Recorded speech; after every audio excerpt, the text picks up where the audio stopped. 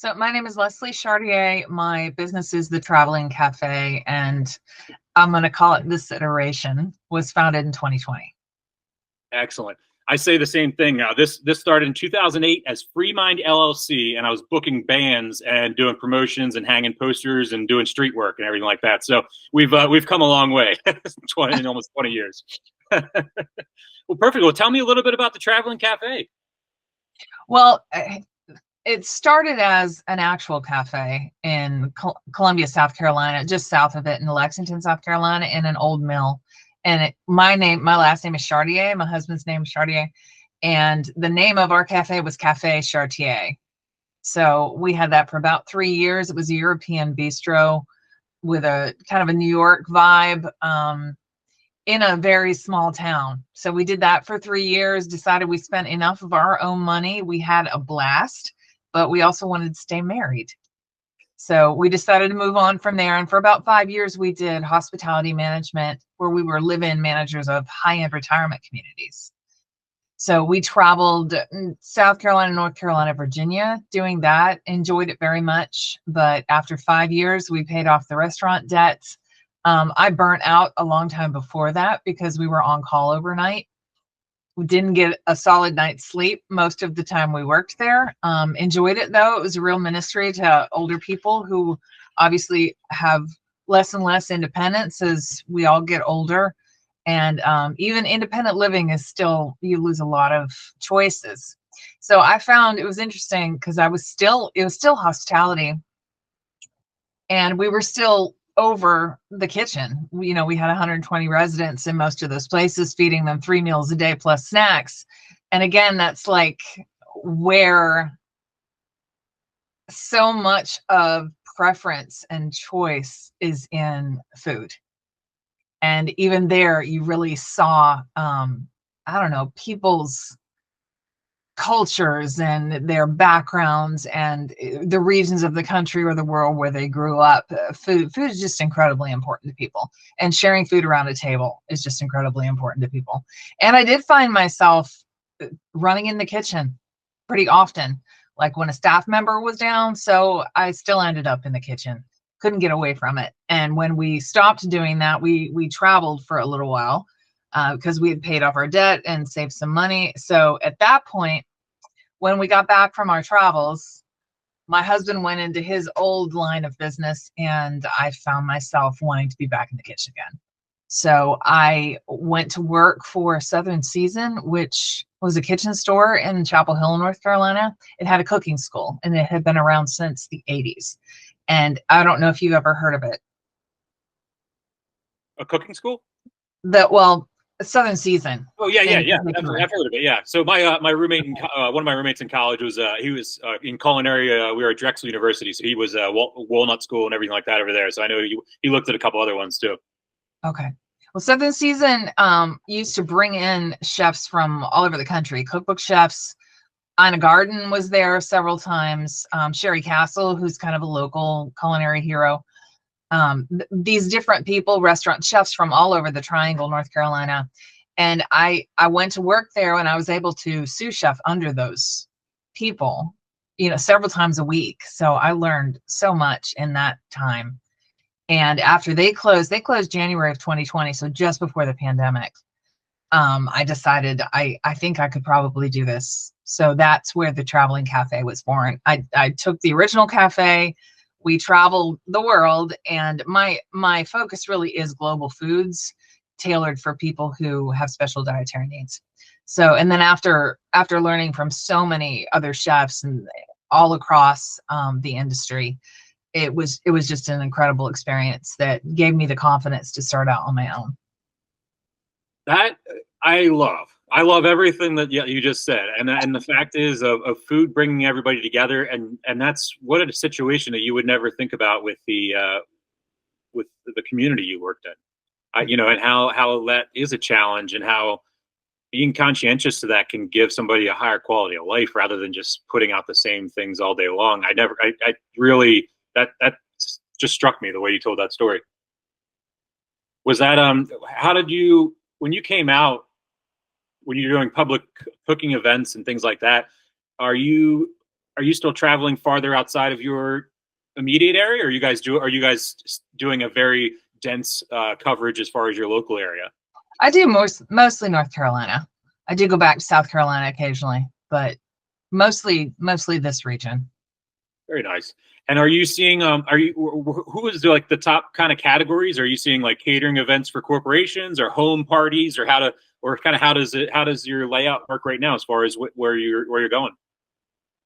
We do some public classes in different venues, but the majority of what we do are team buildings because we have RTP here, Research Triangle Park, which has, giant corporations. So I do a lot of parties for like Lenovo, different like Duke University is here. So a lot of companies have a budget for team building, and cooking classes are something that's kind of a unique experience for a lot of people who maybe don't know each other very well to come together, cook a meal together. And again, mine are usually, global.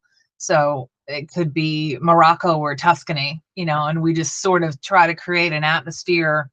They're a little transported, at least by the food and the atmosphere, and then they work together to create something and then eat it together. So it's totally different than going out to a restaurant and enjoying great 5-star food.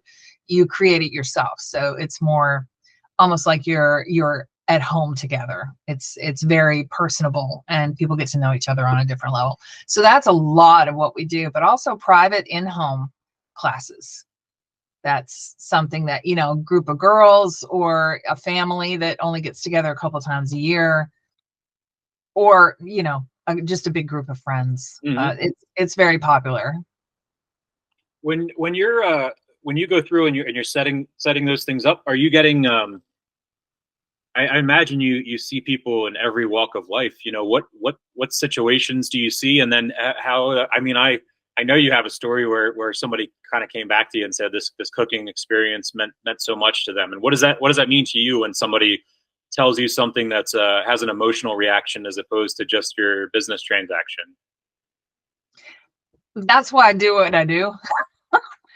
And I think for anybody in the industry, whether in the restaurant or any like para-restaurant part of the cooking food world, I think hospitality is the overarching gift that you give people. Even if I'm going into someone else's home, my goal is still to make them feel warm and welcome, even if it's their own space, just to create an atmosphere and a vibe of people coming together for a purpose and setting aside anything else they brought in with them and just being together in the moment. So when people tell me things like that, like I did a breakfast at a church, and it was, I think, what I do. I did sort of like a, English breakfast and I had someone email me and tell them how special it was that I brought back their travel memories of times that they've been in England and Ireland. And so and there was one cooking class where, again, it was Scotland, and it was a public class, and none of these people knew each other. There were like 8 couples that came together, and most of them had been to Scotland and had fond memories of being in Scotland. And once we cooked all the food together, they exchanged numbers. They were strangers when they came, but they formed, friendships while they were there over shared meal and being able to share memories. Travel is one of those things that still brings joy years later when you have memories of it. So that juxtaposition of the food, gathering, and travel is really what I love to give to people. I use this phrase a lot, neurogastronomy. Have you ever heard of it? No, but I think I like it. Yeah. So I didn't make it up. There's a book called Neurogastronomy, and I read it a long time ago. I used to do, when I was in the beer world, I did a lot of beer pairings and beer dinners and things like that. So I would partner with chefs all around our distribution area and do beer dinners and pair all the menu items up and things like that.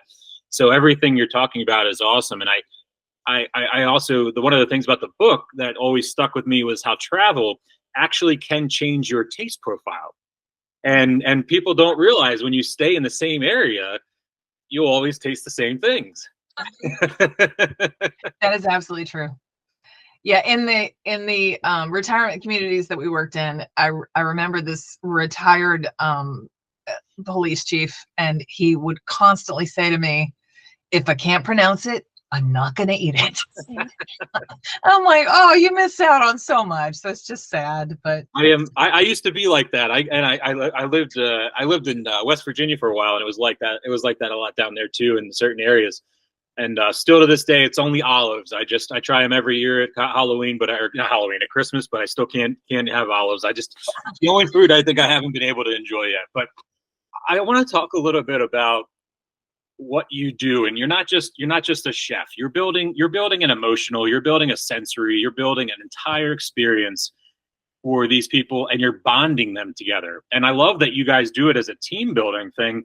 And kudos to you for also getting into the industrial area that is in the commercial area that exists where you are, because now you're not just going with some homogenous community where you're trying to do things. You're not only bringing the culture on your plate, but you're bringing the culture in the room. So walk through like how you, as the connector and the bridge builder of these relationships, facilitates that with so many different personalities in the room and cultures.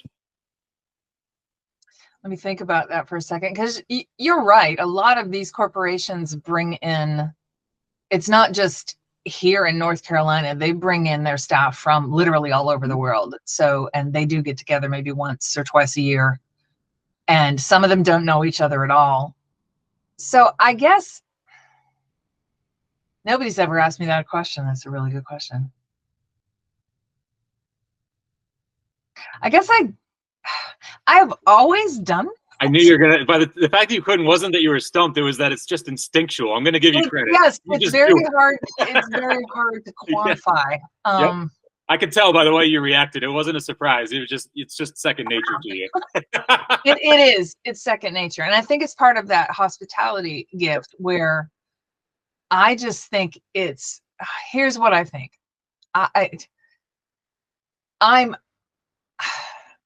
I'm a very spiritual person. I'm a Christian, and I believe everyone is a child of God, and we're all in, like our culture and our food, we're all different expressions of his nature. So to get all of these people from all different cultures together in a room, all different experience, all different beliefs, all different thoughts, to set all of that aside and just be people in a room enjoying food, I think it's a very powerful experience. And like I said, I think food is almost like an equalizer. You can enjoy anything if you're in the right circumstance. And I think a big part of what I do is just simply provide that circumstance and, set the expectation and tell them you're going to have an experience and you're going to leave here satisfied and knowing each other better. No, that's so. I want to make it a little bit more existential. I want to go to another level because I agree. Right. I love the way you put that, and I'll be transparent with you in this as that I'm not a religious person, but I am. My higher power is love, which is the same. So we are the same in that, and it doesn't matter what religion for me, because love is always the answer in every religion. Talk a little bit about today. What it means to you, and I know this is going to be second nature, so I'll slow down. You gotta take time to process. What is it about the food you think that makes? What is it about food that makes it so timeless? I mean, if you think about it, breaking bread is the old metaphor for becoming friends and bridging gaps and oh, absolutely. And kind of talk a little bit about what do you think that is, and then how timeless and classic sharing food is, and a round table and community and everything. So when you say breaking bread, to me, it denotes several things. It denotes a need. Everybody has a need to eat. So on that, again, everybody's on the same page. Even if someone comes in and they hate the food, they're still hungry. So they're probably going to at least try it.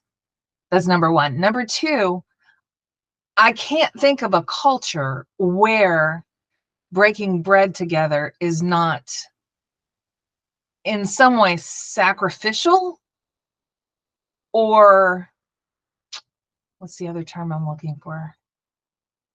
Intimate. Because if you invite someone in your home to break bread with them, that's a different level of connection than if you're just meeting on the street, or if you're out at, at a street vendor sharing, you happen to run into each other. Inviting someone into your home is a big deal in most cultures. So there's a level of need for sustenance, the intimacy that is between people when they're around a shared table, the intimacy that you afford someone when you invite them into your home. That is very complex. There's also the enjoyment, because it's a sensory thing. It's a sensory experience.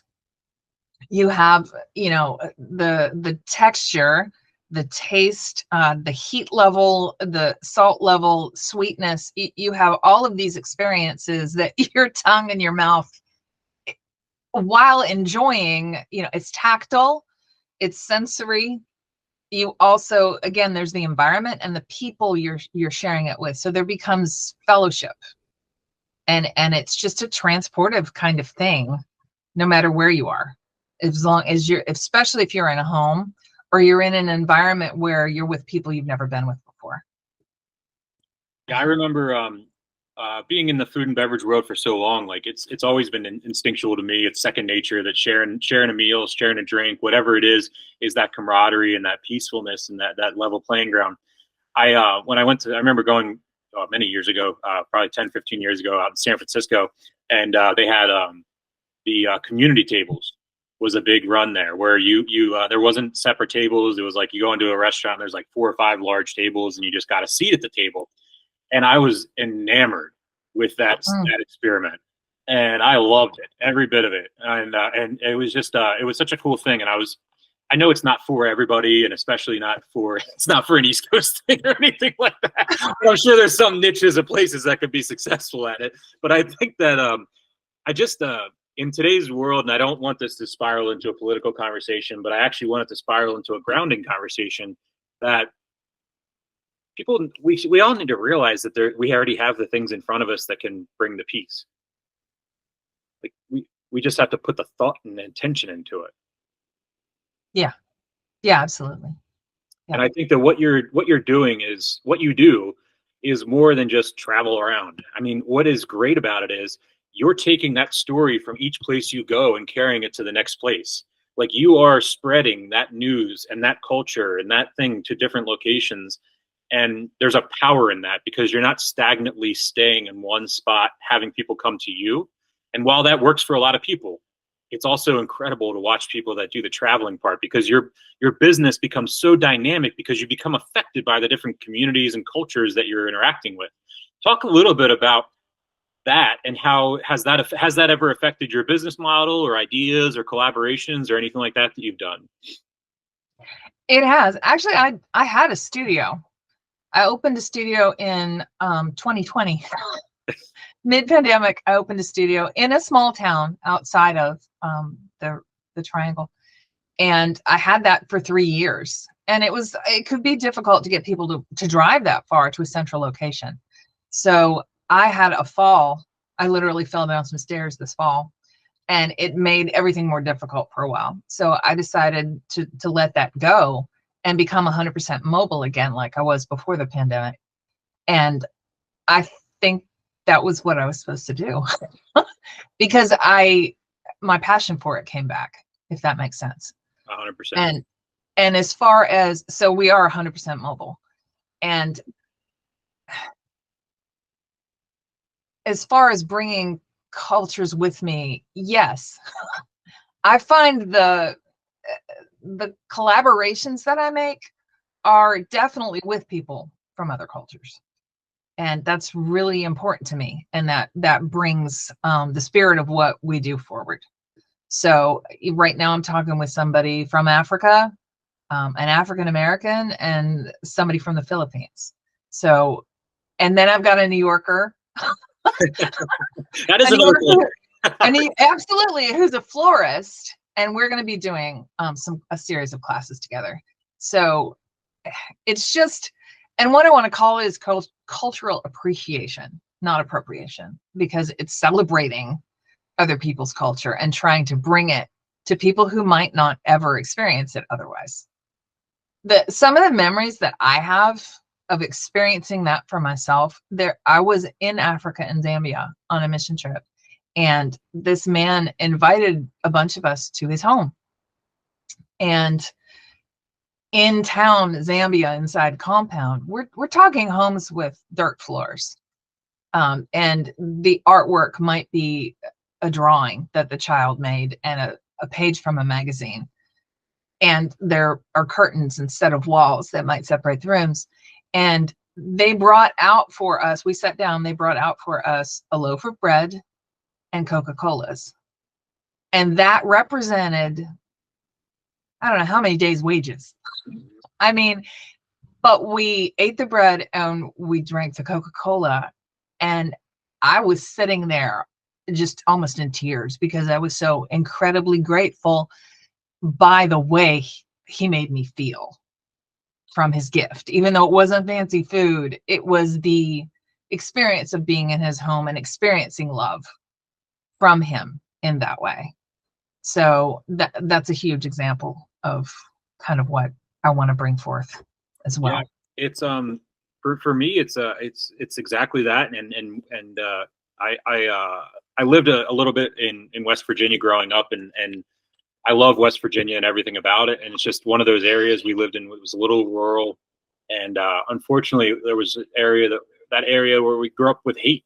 And I didn't grow up with hate, but hate was around us. So the KKK met about a couple miles down from my house under this bridge, and I grew up with flyers in my mailbox for them inviting and recruiting.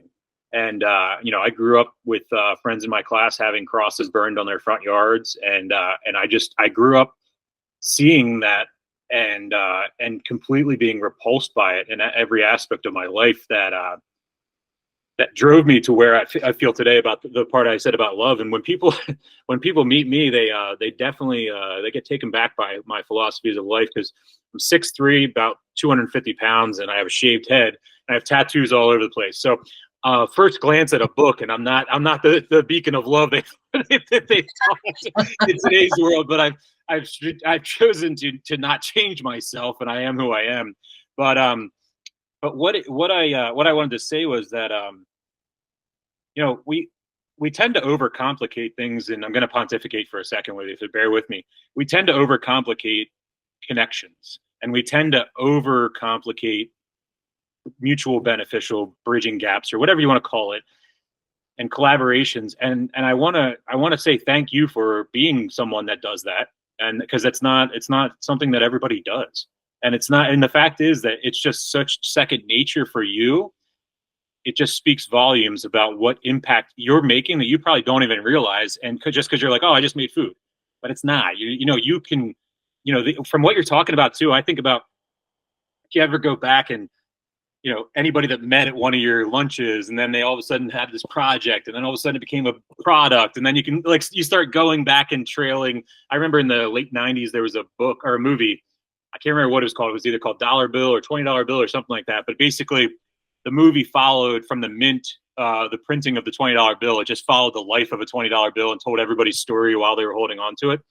And I think about people like yourself that are the intersection of such incredible moments that people might overlook until they retrospectively look back at their lives. And I think that I feel like you do that yourself. You really look at it and you're like, I'm doing this, but it's like you're really putting people together, because we live in this world. We don't live in the world that we lived in at any point anymore. And if there's any reason, I remember growing up, and it's back to the positive part of West Virginia. We moved from Philadelphia to West Virginia, and when we drove down Route 522 in the main drag of that town, my parents and I remember being in the moving van, and my dad was like, what the hell's going? Everybody was waving. Every single person. My dad pulled over because he thought something was on the roof. He thought like something was like flying off the truck. And then we just kept driving. Every single car was waving. And we were just like, oh my God, what is this place? And then that's what it was. And it's like, so I want to bring that up for the juxtaposition of how I described the town I grew up in West Virginia. It was one of the top 10 small art towns in America. One of the Berkeley Springs, West Virginia, and Morgan County in the Eastern Panhandle. One of the most beautiful little towns in the country. and it was and on certain nights of the week and certain times of the year, there was crosses being burned under bridges. And I don't say that as the fault of the town. I say that as the world we lived in. And you could by daytime have a sprawling art galleries, and by nighttime have burning crosses. And what a way to kind of look at America. And that's what I grew up seeing in my own front yard. And I just take a lot of pride, and I take a lot of inspiration for people like you that are continuing to bridge gaps, because there's a lot of people that I've met in my life that gave up, and they were like, you know what, I'm just going to keep to myself. I'm just going to do what I do. I'm just going to keep my mouth shut. I'm going to keep my head down and live my life.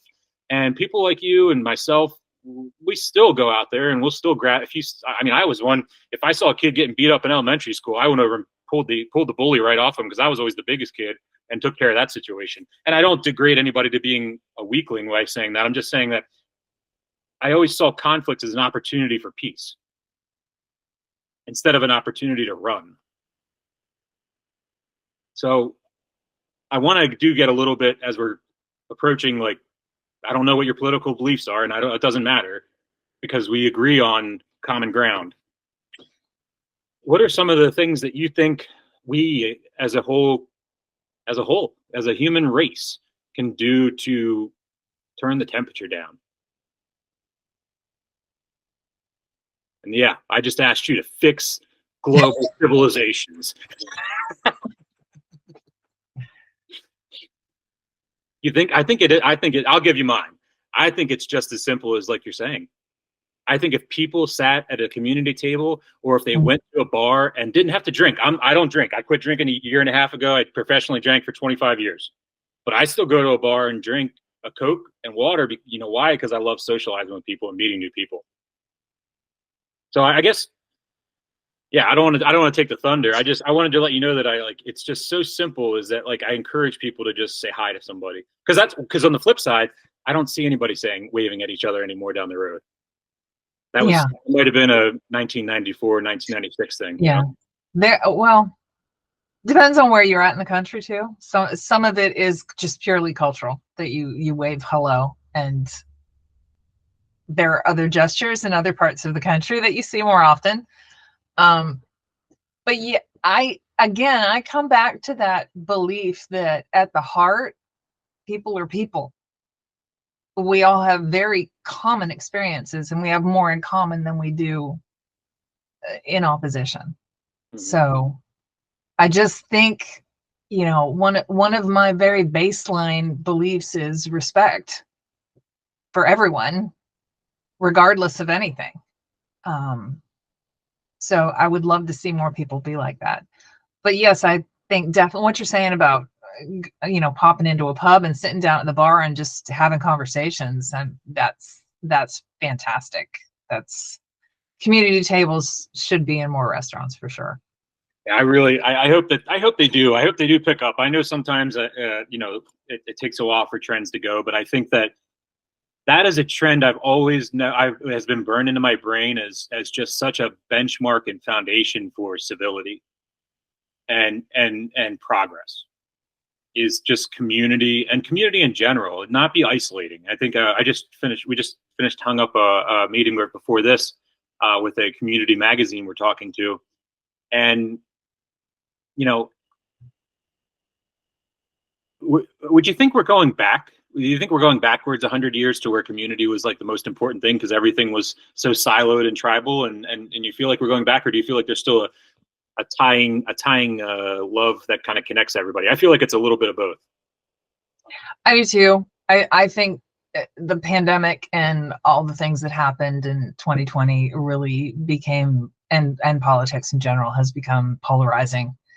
And I remember after 9/11, yep, that made everyone rally together. We have about 48 hours or 72 hours of joy. and Lord willing, that never happens again. But I think, I don't know. I just think when it comes down to it, people need to realize that people are people. And I'm glad you brought up 9/11, because I remember, and I was living in that town at that time, and I remember going to the gas station, and it was thinking about that, like, I put myself viscerally there right now in the moment, and I remember looking at all the promotional agencies that came out with all the American flag stuff, like the day after. It seemed like, and it was always amazing. It was like, where the hell did all this stuff sit in a warehouse somewhere that they just blew the dust off of it? But they had every American flag thing under the sun. And what turns my heart and breaks my heart is that moment, like you're saying, the American flag was a unity symbol. Mm-hmm. And that was what was bringing us together, was the red, white, and blue, and not an I'm better than you. It was a red, white, and blue, like I got you. Yeah. And we lost that. We lost that completely as a society, to where we divisively allowed it to be the mascot and the logo to hate. And I don't care what anybody says on this. I really don't. They all know my feelings. Is that we do need to get back to post 9/11. And that sounds so weird and twisted to say, but anybody who experienced it remembers that it didn't matter whether you were blue, white, yellow, purple, green. Yes. We all were offended, or we all were whatever, and it didn't matter. And unfortunately, yeah, then things went too far, and people began to be divisive after that, because everybody wanted to point fingers. But it's not hard to get there. And what I think is we've manipulated the visual of the flag to a certain way that I think going back to common ground of food is where I think the future is. I think that we visually cannot change someone's impression of a red and white hat, and we can't change somebody's impression of the logo of the flag, but we can meet common ground with food. And I think I just want to reiterate what you're doing and talking about moving around and keeping food as a leveling ground. And I think that philosophy is where the future is, and there's a reason that it's such a classic and timeless thing. I think that's a shame, because I try to watch what I say sometimes on these things, because I don't edit myself. So I want to compliment you, and I want to say that just don't stop. Don't stop, because there's not many people that have a passion for what they do. And I want to say it's more than just food. It's more than just whatever industry you're in. I can see, even though we're on screens, I can see your reaction to the certain questions I have. And I can see the passion in what you do, and I can feel it. And I can't compliment you enough for what you're doing, and don't let that spark die, or that flame die at all, because we're, especially in the next few months, it's going to be a lot of stuff that's weighing on us. And I think that if anything, it's accelerating what you're doing, and being that bridge and being that gap to leveling the civility and the discourse. I would actually thank you for that. Thank you for that encouragement. I think as an entrepreneur in the food industry, I think, I don't know what the statistics are, but usually 80% fail? I think it's even more now, in the 90s. Yeah. Yeah. So I don't know. There's a resiliency that I know I have, and I know a lot of other food entrepreneurs have. The ability to either grow or just come back to a solopreneurship or grow a team, or that's always there. And I see a lot of people just quit and stop what they're doing. But to me, it's important enough to keep going. And like I said, iteration earlier in our conversation, there will always be an iteration, because I can't imagine doing anything else besides, something definitely related to hospitality and bringing people together. So maybe the next step is to, instead of just be in Little Triangle, North Carolina, to try to make it a little more open to other areas. So, but you have that area. I've been there quite a bit for work, and that is a melting pot of beautiful cultures and a melting pot of all that. And I think that area is a great example. And if you can be successful with bridging gaps in that area, you can transcend that to any area you're in. And I think that's an excellent aspect. Let's go a little back to, I want to go really, we got graduation. We're in graduation season right now. So I want to talk to me about, for you, when you we're graduating high school, college, culinary school, whatever it is that you want to visualize. Take me to that moment when you're finishing that challenge and you're closing the door on that. Did you envision this? No. No, actually, let's see, I'm going to go back to high school. I got married right after high school. I grew up in southwestern Pennsylvania in Appalachia. Oh, I'm in New York right now. Yeah. So, where where were you in Southwest Pennsylvania? East Brady. Yeah. Okay. So my Brady's family's from Bedford and Somerset County. Okay. There you go. So, and I'm actually wearing flannel today, which I think is I normally have flannel on to my family. Oh, what a small world. So my family, plain food. And in that area of the country, you still have a juxtaposition of cultures. Well, when I was growing up, there were Italians, Germans, and Polish people. And I think we had one African American in the entire town. So, and my parents, we ate deer. We killed everything that we ate. And back then everybody was poor in the 80s, and we had, government cheese and peanut butter and all that. So my culinary experience was zero. I didn't learn to cook. My mom cooked very plainly.